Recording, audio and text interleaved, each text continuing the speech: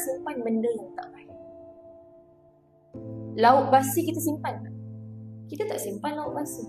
Pinggan retak kita simpan. Gelas pecah kita simpan tak? Kita ambil kaedah begitu sahabat-sahabat. Kita tak simpan benda buruk, kita tak simpan benda basi, kita tak simpan benda busuk.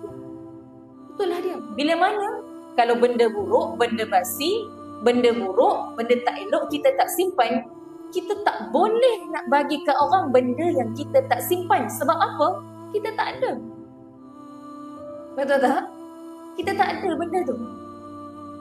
Orang tu bagi buruk kat kita, orang tu bagi layanan tak elok kat kita, orang tu keji kita, orang tu hina kita, orang tu fitnah kita. Tapi apakan daya kita tak ada benda keji nak bagi dekat orang tu?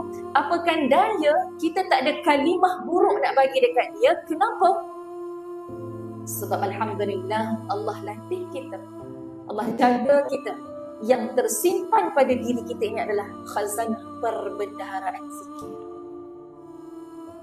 tasbih, tahmid, takbir. Sebab tak ada buruk kat kita ni. Cuba kalau simpan benda-benda kata keji, makian, sumpah seranah. Sebab ada benda tu dekat kita tu yang keluar tu. Tapi disebabkan kita tak simpan benda buruk, kita sampai satu tahap kita tak boleh nak bagi benda tu. Sebab kita tak miliki benda yang, kita tak simpan benda yang tak